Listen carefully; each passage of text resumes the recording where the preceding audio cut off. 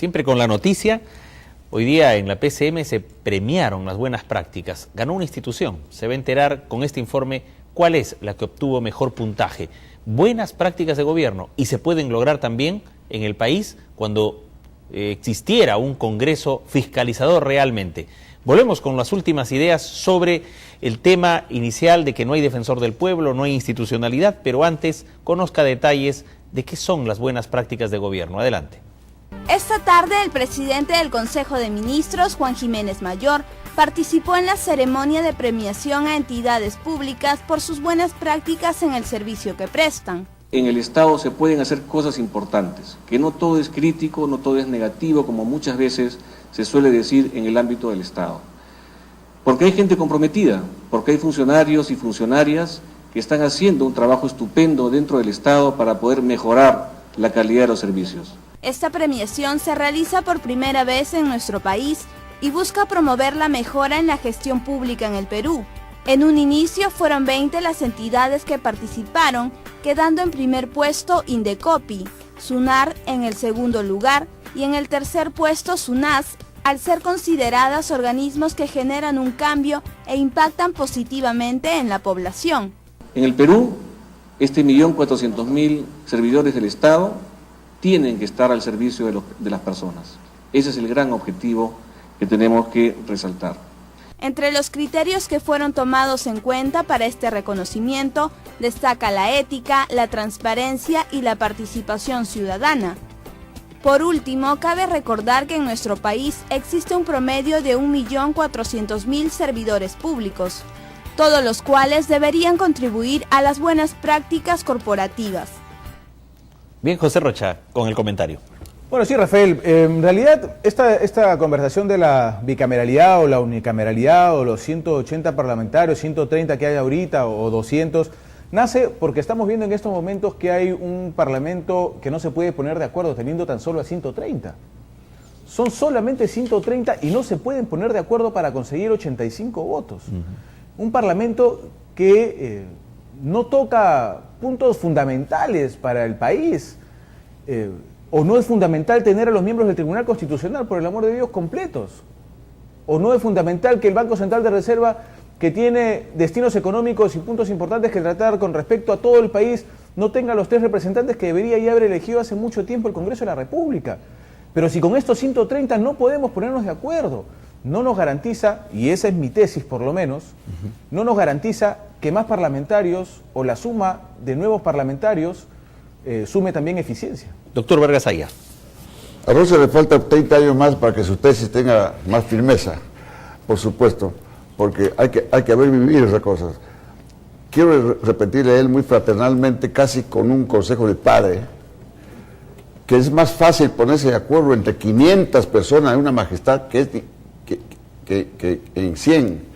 Cuanto más pequeño es un núcleo, las mediocridades y las incapacidades se contagian más fácilmente que en una majestad grande. En un número mayor hay la posibilidad de que exista mayor cantidad de gente más capaz y de todo. Lo hemos visto en múltiples oportunidades. Por ejemplo, en el Congreso, cuando una comisión de 20 personas trata de dictaminar un proyecto de ley, es difícil porque son 20. Y en nuestro Congreso, que tenía 180 diputados, ¿no? Fácilmente se debatía y con mayor facilidad se aprobaba el proyecto que tuvo dificultades de ser dictaminado en una comisión de 20 miembros. Ahora, usted me preguntó hace un momento que cuántos deben ser. Yo no soy la persona indicada para decir cuántos, pero siguiendo la estadística mundial, casi en toda parte del mundo se divide el Parlamento, se constituye el Parlamento sobre la base de por lo menos uno o dos diputados por cada 200.000 personas, 200.000 habitantes. Y ese promedio no se da. En la Argentina, por ejemplo, que tiene 40 millones de habitantes, o sea, 10 millones más que el Perú, tiene un Congreso que supera creo 500 miembros solo en Buenos Aires, pero tiene congresos en las 21 provincias que forman la República Federal de Argentina. En el Perú, este congreso, ¿por qué no se pone de acuerdo? Porque las provincias no están representadas. Las provincias no están representadas. La propia Constitución es enemiga de las provincias, porque cuando los parlamentarios son elegidos en el departamento, solamente son elegidos para integrar el Congreso Nacional, y ellos en su tarjeta, en sus medallas dice congresista nacional, y quiere decir que las provincias y las regiones del país no están representadas en el Congreso Nacional. El Perú tiene 25 regiones y 30 millones de habitantes. Hagamos la operación aritmética y sabremos más o menos cuántos representantes necesita un Congreso para que pueda ser debidamente constituido.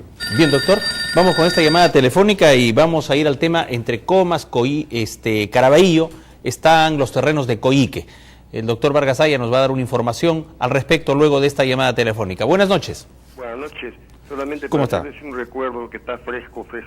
El gran luchador izquierdista de los buenos, Javier Díaz Canseco, fue vapuleado horriblemente, siendo él presidente de la Comisión de Relaciones Exteriores, que en ese mismo día tenía que hacerse presente con la delegación chilena, justo en víspera de nuestros conflictos, y agarran y lo vapulearon y lo masacraron por una cosa totalmente injusta. El señor reverendo, casi digo una lisura, quedémonos en reverendo Lai y el señor Dios, y unos 4 payasotes, entre ellos el PPC, que gracias a Dios ya están cumpliendo ya su póstuma. Estas son representaciones póstumas del PPC, porque ya ni más vamos a votar por ellos, y lo han masacrado, pobre Díaz Canseco, nuestro Díaz Canseco.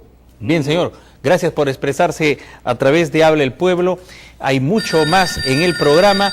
Estamos, todavía, doctor Vargas, un segundito, entra un ciudadano con su opinión. Le damos la bienvenida. Aló, buenas noches. Bienvenida al programa, estimada ciudadana. Muchas ¿Qué tal? gracias. Buenas noches. Bueno, nosotros los peruanos que siempre hemos defendido la Constitución del 79, siempre hemos aprobado de que se cambie esta Constitución, la del 93, que deben existir las 2 cámaras. Y al existir las 2 cámaras debe haber una reorganización total dentro del Congreso. Porque, por ejemplo, el Congreso de ahora parece un tugurio. Cuando nosotros vemos los jueves o los martes las sesiones del Pleno por la televisión, eso es un tugurio, parece la avenida Bancay. Cada congresista tiene 4 o 5 personas atrás de ellos, y eso es una desgracia. El día de mañana, por ejemplo, la Comisión de Educación va a presentar al Pleno el proyecto de la ley de la reforma del magisterial. Es un proyecto que lo han hecho congresistas en esa comisión que no saben nada de educación, solamente 4 o 3 congresistas saben algo porque son profesores, y mañana se va a discutir eso, y sin embargo el señor presidente del Congreso, que tampoco no es profesor, no sabe nada, no va a ordenar a ese Congreso, que seguramente mañana van a salir peleándose todos porque no conocen la realidad del magisterio. Por favor, a ver si ustedes el día de mañana tratan este tema, porque es importante para todos. Ahí no van a tocar a los cesantes, los van a dejar de lado. Entonces los cesantes maestros de la 2530 ya no tenemos ley, porque van a derogar mañana la ley del profesorado. Gracias por su participación. Hemos tomado nota al respecto, hemos venido informando muy al detalle de lo que pasa con esta reforma magisterial. Pero también hay otro tipo de anuncios, en el sentido de que ya la ministra de Educación señaló que en enero se viene ese aumento. Esperemos pues que ya no se postergue más ese debate en el Pleno de la República.